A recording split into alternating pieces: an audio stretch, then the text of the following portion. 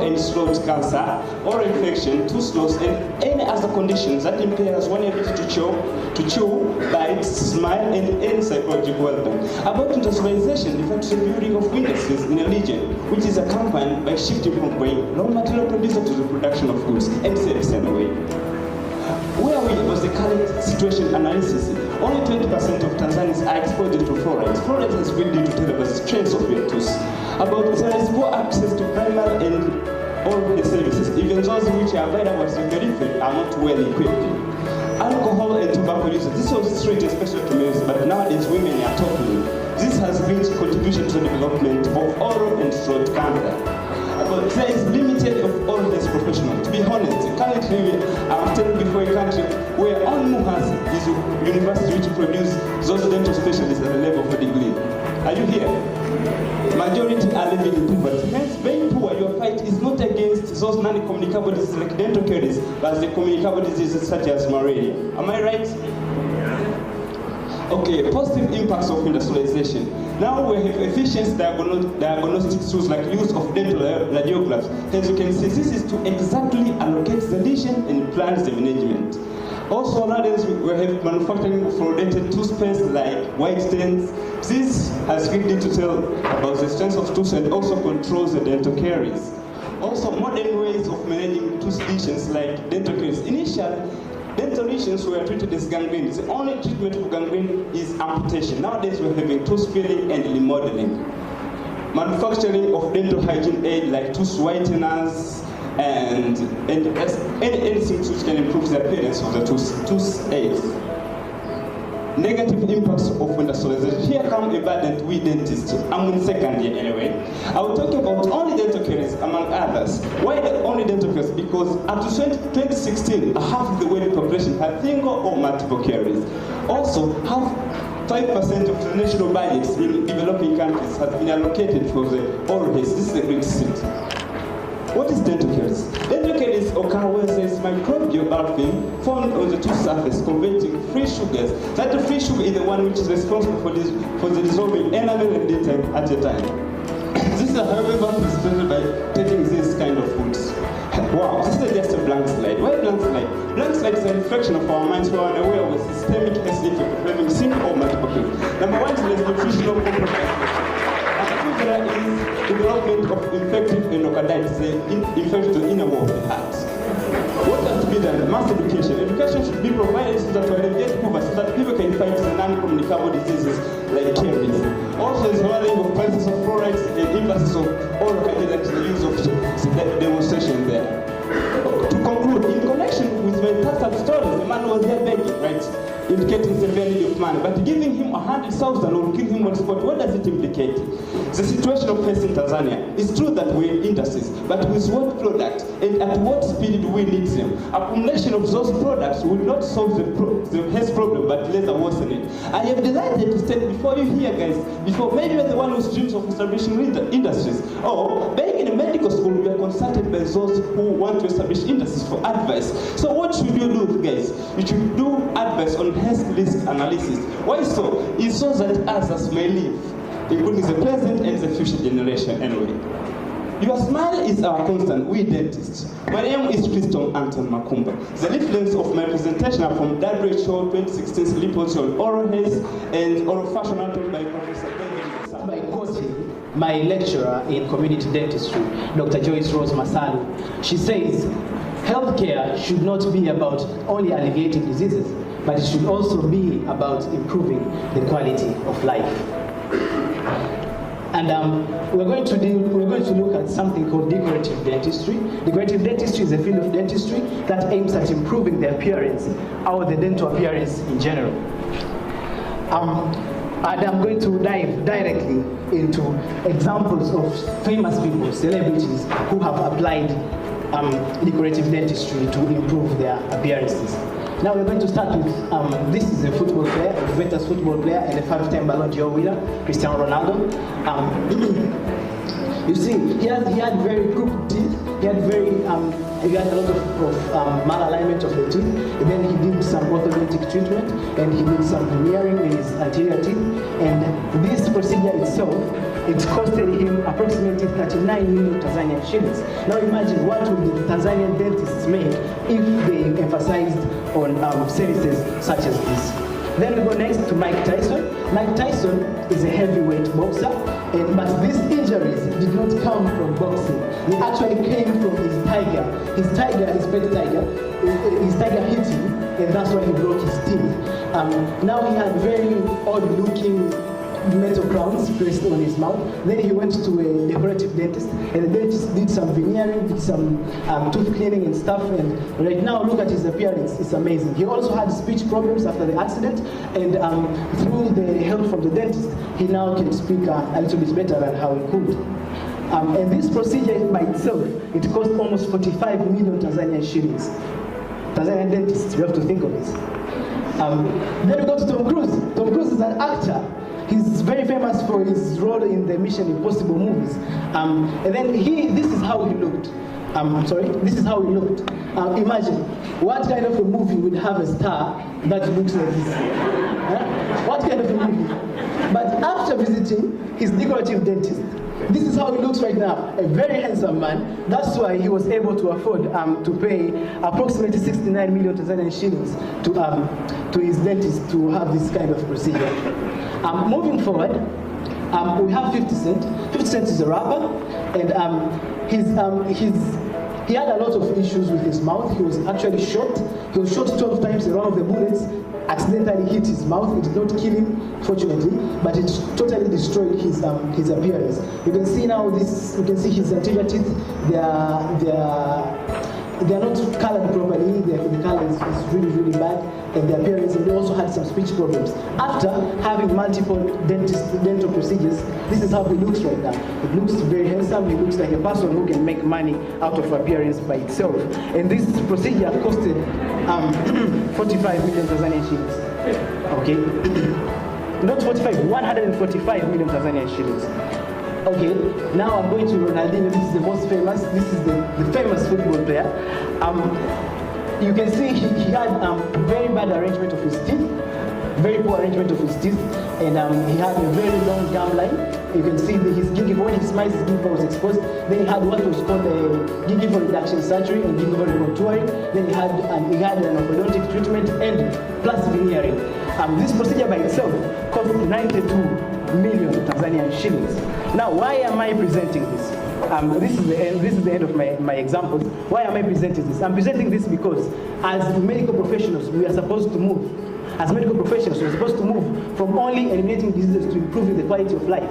If you think of how many people are going to look for counterfeit drugs to increase the size of their buttocks, to increase the size of their male reproductive organs, you will think that a doctor has to think of a safe way, a proper surgical way, a proper medical way to do these kind of things, because people will do them anyway. So you have to help them. You have to move from treating an actual disease to actually improving the quality of life. And that's where we are supposed to go when we want to aim for an industrialized Tanzania. Thank you. He started searching for employment since he was the only hope of his family, as his two younger sisters dropped out from school due to early pregnancy. Then, a good luck of him was that after 3 years of no hope, he got a job in a construction industry, working as a machine operator, and he took it as his last chance. That's where the journey of his life was started, with the gritty passion to save his family, though the working environment was not conducive.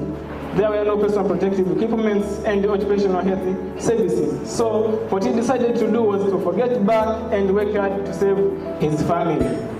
Then, what he didn't know, what his greatest fear, was his poverty and his family, also his dreams and future. He didn't know about occupational rights, that health and safety is important than anything at work. Also, he didn't know that he has the right to know, right to participate, and right to refuse dangerous works.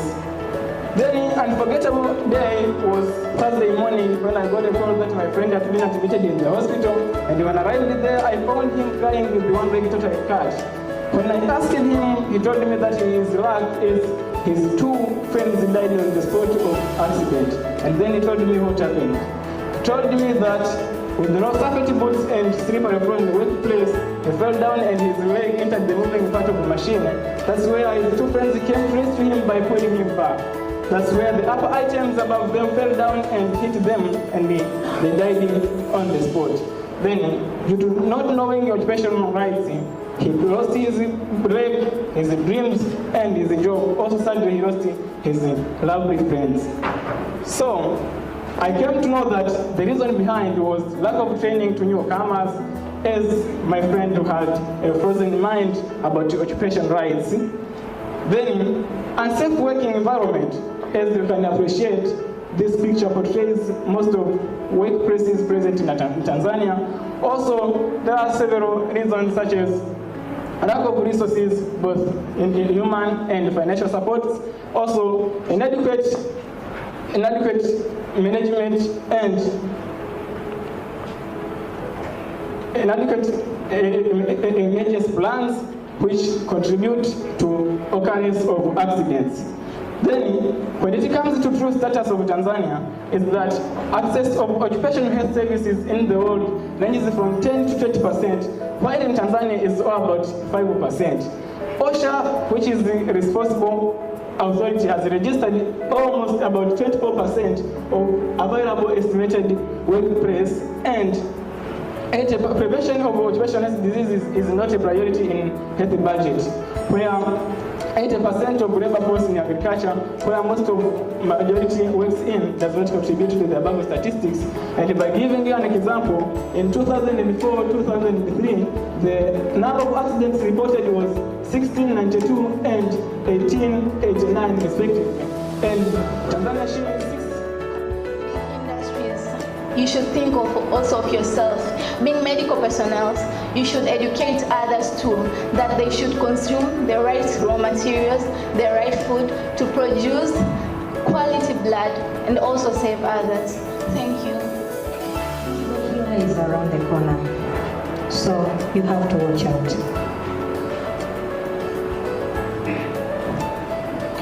Towards achieving sustainable goals development, by 2030 and the African We Want agenda by 2016, most of sub-Saharan countries struggling to achieve the living standard of their citizens.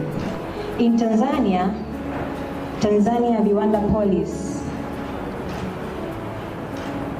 with focus to standard goal number 9, which address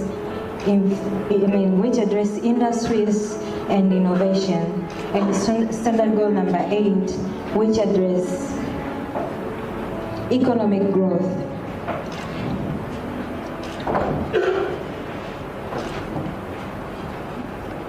This is a prominent promise in achieving standard goal number 3, which address good health and well-being. Example, pharmaceutical industries will enable ease, accessibility, and affordability of healthcare services. As you can see from the diagram, good industries will lead to good health. From the example that I've shown, good pharmaceutical industries arsenic. So, as you can see, that guy is asking why they weren't told about the heavy metals, and he's told that we didn't study carbon. Like seriously, carbon ain't the only problem here. There are so many other problems. And so, natural mining is something which is an industry which is very good because it provides employment, gives us money, right?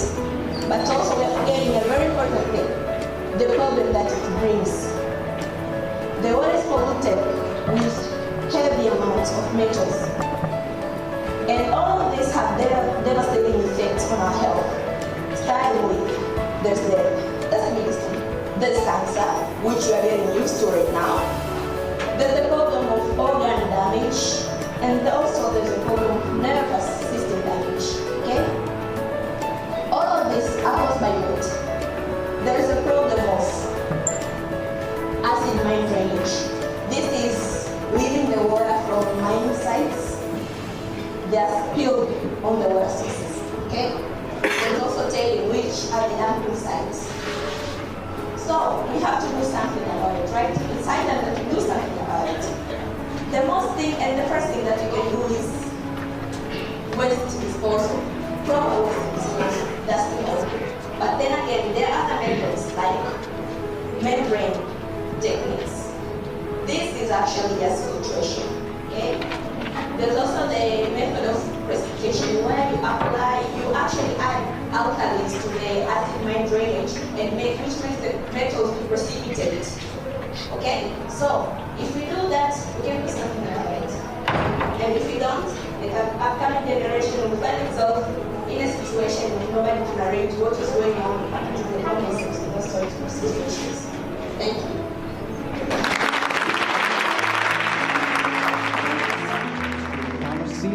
Third year, I'm here to present about Tanzania Pharma. It's a literature review on the pharmaceutical trends in Tanzania. So that's the contents of my presentation. We'll look at the synopsis, progress over history, challenges, and lessons that I've learned after reviewing the literature. So the pharmaceutical industry in Tanzania, the pharmaceutical demand annually is 1.24 trillion. And the challenge is only 10% of this 1.24 trillion is tapped by the local manufacturers. 90% of the 1.24 market share is by importation.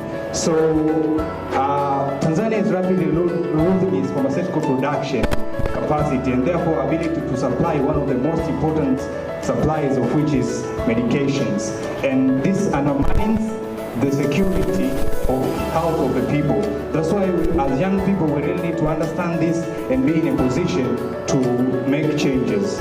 So progress over history, the pharmaceutical manufacturing in Tanzania has a long history. It has begun since 1960s and to 1980 when we had 4 firms. But in 1980 we had an economic crisis in which 2 firms were closed. And after 9 years, from 1989 to 2009, there was renewed expansion, of which 2 government firms were opened, and then Cherry's Pharmaceuticals created the biggest pharmaceutical in the country, and 4 new firms were created, including the Nufa Laboratories. And then the rise continued in the 20 years from 1989 to 2009. In 2003, the Tanzania Food and Drug Authority was established, of which it improved regulation and it facilitated the growth of the industry. But surprisingly, by 2009, about a third of the drugs were being supplied in Tanzania were being produced locally. But this was a success story. Now, the fall started after 2009, and by data, yet in 2014, the pharmaceutical sector was in a big decline.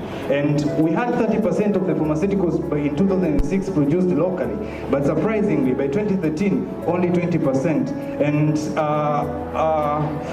And by 2007, we had 8 firms producing medications, but by 2014, only 5 firms were producing, and even by 2018, still we had 5 firms that were producing medications. And the medical stores department, our greatest tendering agents for medications, only receive tenders from only one of the local manufacturers. Even the basic antibiotics, we can't produce them locally. You can see the data on the trend on how it's decreasing from 33, 21 to 12%. You can see here even some most important medications, the trend is decreasing. Like a very important I'm a medical student here 4. My presentation is going to be about the terror of the bloodsucker. So this is my outline as listed above. So what is this bloodsucker that I'm talking about? It's the Aedes aegypti mosquito, and unlike any other mosquito, it's a daytime feeder and it lives in the urban areas and mostly breeds in man-made containers. What does it spread? It spreads dengue virus through an infected female mosquito bite. And did you know that once this mosquito is infected with this virus, it tends to spread the virus in its whole lifetime? So what is this terror that the bloodsucker is causing?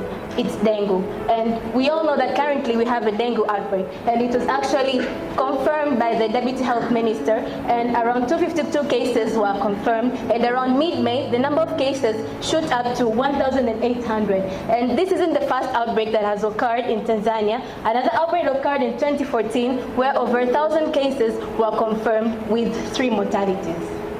So as the graph depicts, severe dengue was first recognized in the 1950s, and the number of cases continued to increase to over 900,000 in the year 2000 and 2007. So basically, dengue became the most rapidly spreading mosquito viral disease, and among the leading cause of hospitalization and death among adults and children. So as you can see, the map depicts that Tanzania is actually among the countries with a frequent or continuous risk of dengue eruption. So how is this terror of the bloodsucker related to our theme of Tanzania of industry and health? So as the picture depicts, industrialization has led into rapid and unplanned urbanization. This has led to population growth in the urban areas and leading to poor housing, poor infrastructure, and poor waste and sewage system. And this has led into increasing breeding sites of the Aedes aegypti. So I think we are all familiar with this area. This is what happened in Jangwani recently in mid-April during the rainfall.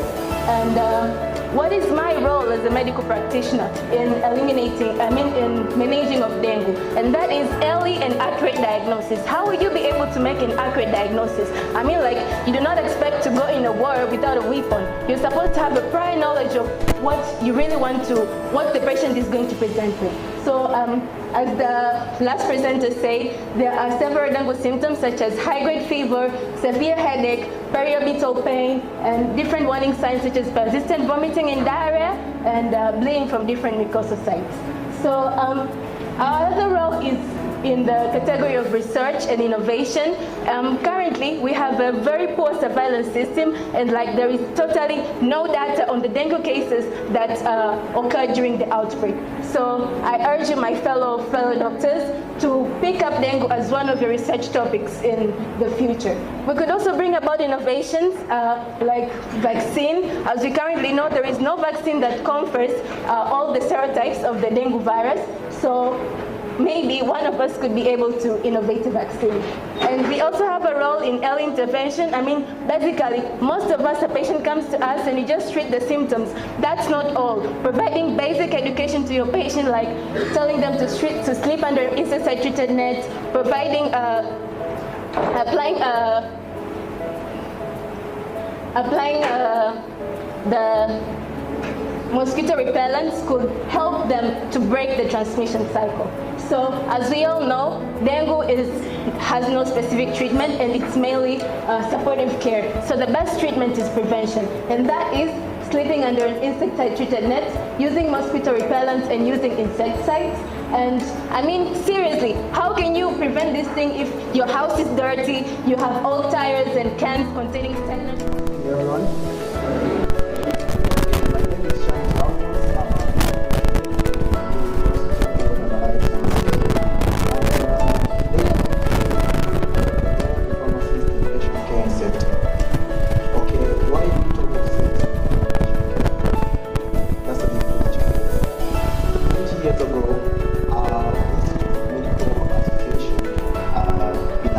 Conducted a research. Out of that, 100,000 patients were dying from seeking healthcare.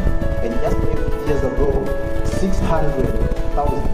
So as you can see, the number is increasing.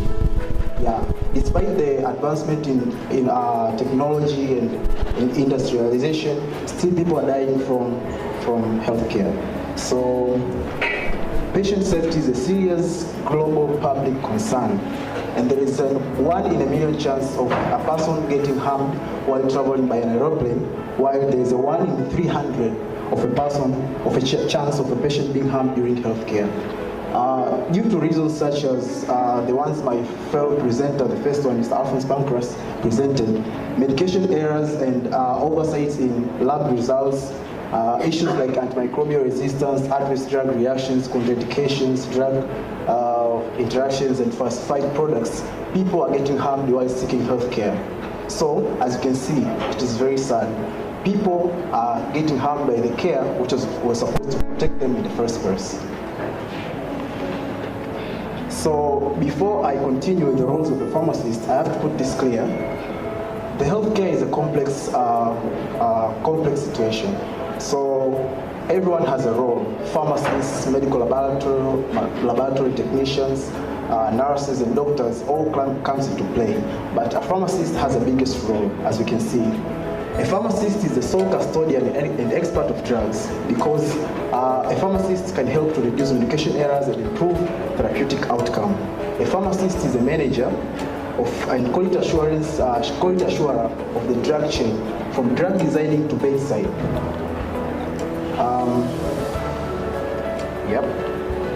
In this scheme, as you can see, this is the pharmaceutical production scheme in which drugs are manufactured up to the last consumer who is a patient. So in this drug chain, drugs are produced. So a pharmacist's role is summarized in this scheme. From drug designing to the bedside, a pharmacist is ensuring that drugs which are given to patients are of quality and are produced for the safety of the patients. So a pharmacist can be seen from bedside, as I said. So managing of patients in terms of drug and prescriptions. A pharmacist is also in dispensing. A pharmacist is also found in pharmacovigilance studies in which the adverse effects of drugs are reported and drugs can be removed from the market or changed. Also, a pharmacist is involved in health promotion to ensure that drugs are used as the way they're supposed to be used for protection of the patients. And also, pharmacists ensure. In order that has witnessed huge scientific, economic, and political changes, is Hippocratic Oath relevant today? We know that there are a lot of medical mistakes nowadays which are taken for granted. Example, the failure to diagnose, medication and prescription mistakes. Breaking the Hippocratic Oath. There is no direct punishment in breaking the Hippocratic Oath, but there is what so-called medical malpractice today, which has a range of punishment from legal action to civil penance. That means you can actually be jailed, or your license can be taken away and you may fail to practice medicine. Conclusion: good doctors understand responsibility better than privilege and practice accountability better than business. Thank you. Thank you. Well, I'm excited. Good morning on you. Welcome to this session of mine, and my name is Juma Issa Juma, taking Bachelor of Science in Radiation Therapy. This word itself intimidates most of you, and I will speak in its recognition. Radiation therapy is a form of treatment whereby high ionizing radiations are exposed, illuminated towards cancerous cells to eradicate them. Historically, this began in 1895 with the discovery of X-rays by Wilhelm Conrad Röntgen. It was then called Röntgen therapy.